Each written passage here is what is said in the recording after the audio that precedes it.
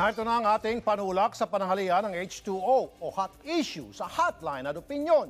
Dito kakausapin sa hotline ng mga taong may kinalaman sa mga hot issue ngayon. At syempre may say din kayo dahil babasahin namin ang inyong opinion on air. Nasa higit 85,000 na at patuloy pang dumarami mga adik sa illegal na droga na sumusuko sa mga otoridad. Ang tanong, anong plano ng gobyerno at PNP sa kanila? Kaugnay niya, makakusap natin si Colonel Leonardo Carlos, ang tagapagsalita ng Philippine National Police. Magandang tanghali po, Colonel. Sir. Yes, Sir Rafi, magandang tanghali po sa inyo mula po sa Hepe ng Pambansang Pulisya, Police Director General Ronald De La Rosa, sir. Magandang tanghali po. Salamat po. Sir, umaabot na po sa records ng PNP sa 85,000 ang mga adik sa mga illegal na droga na sumusuko po sa mga otoridad. Kasama dyan siyempre sa PNP.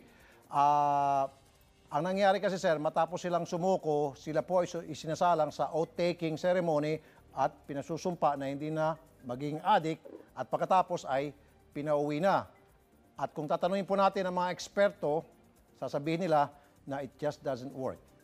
Kaya ano po yung plano ng ating PNP sa mga ito? Tama po yun, sir. Yung bilang po na sumusuko, ito po ay mga gumagamit ng droga at iba po ay umaamin din po na sila ay nagtutulak ng illegal na droga. Okay. Ngayon po, pag sila po ay na document na po natin, sila po ay dahil aminado po tayo sa kakulangan po ng mga pasilidad, ay sila po ay atin pong pinababalik sa kanilang mga komunidad at doon po sila minomonitor ng ating mga barangay officials at saka local government unit. Okay. So, kung kailangan po ng counseling, meron po tayong mga volunteer, meron po mga pari, pastor, na sila naman po ay nagsasagawa po ng mga counseling. At through our barangay officials, meron po tayong mga Zumba activities para po maging active yung kanilang mga katawan. Okay. Pero sir, hindi pa kayo pwedeng humingi ng tulong sa LGU at iba pang ahensya nating gobyerno para sa isang rehab center? Kasi yung sinasabi niyo po, sir, na pauwiin sila at imomonitor po ng barangay, imomonitor po ng mga mayor at kung sino-sino pa mga pastor, hindi huubra yan, sir. Sabi ko kanina, kung tatanungin niyo pa mga eksperto, kailangan po talaga rehab center na kung saan doon sila minomonitor at meron silang iniinom na gamot at meron silang mga routine na ginagawa para talagang totally mawala na po yung droga sa kanilang katawan. Hindi tama po pwede yun, yung monitoring lamang. Tama po yan. Ayon po sa Dangerous Drugs Board, ay may mga pangangailangan po na ganyan base po sa kategorya ng gumagamit ng droga. Yes, sir. Yung po ay inilalapit po natin sa local government unit, sa ating pong mga mayor, sa ating pong Department of Health, para po kung yung mga nangangailangan po ng rehabilitation base po sa level ng kanilang paggamit, ito po ngayon yung inirekomenda for drug rehabilitation programs. Okay.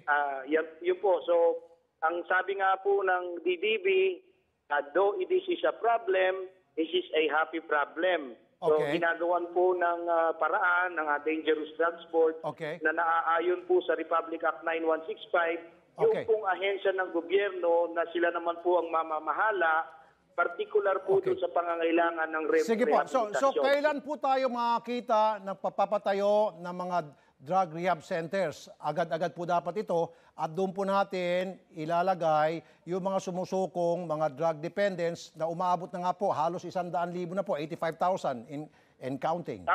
Yes, sir. Tama po yun, sir. I hope the right agency can assist us in this fight against illegal drugs.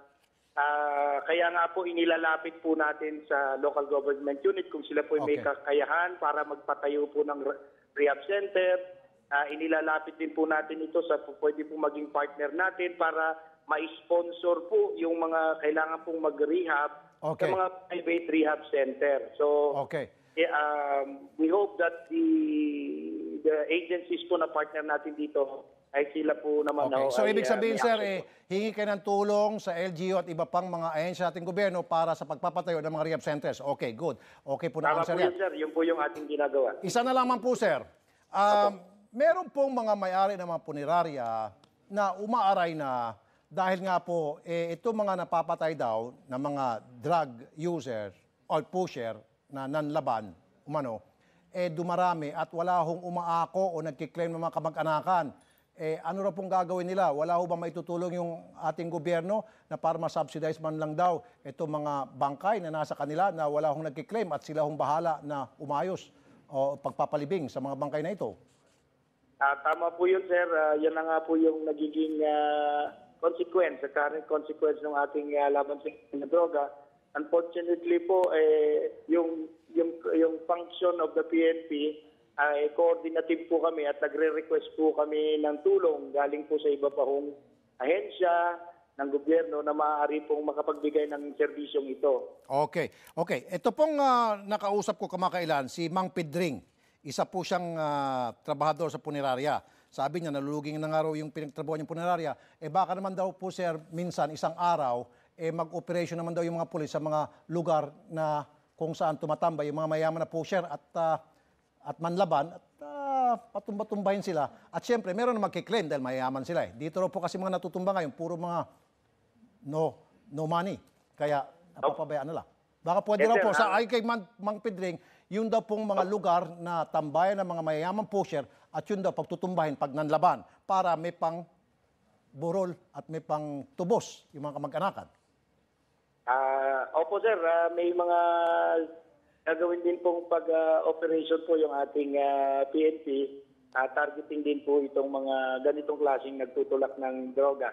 Nakakalungkot nga ako talaga na naapektuhan po yung ating pong mga kababayan na nandyan po sa ganyang serbisyo sa mga punerarya. Pagkat hindi nga po na-claim yung mga katawan, yung mga bangkay, kami po ay patuloy lang pong magpapatupad po ng aming operation. Sana nga po matulungan din po sila. Sige po. Maraming salamat po, Colonel Junardo Carlos, sir.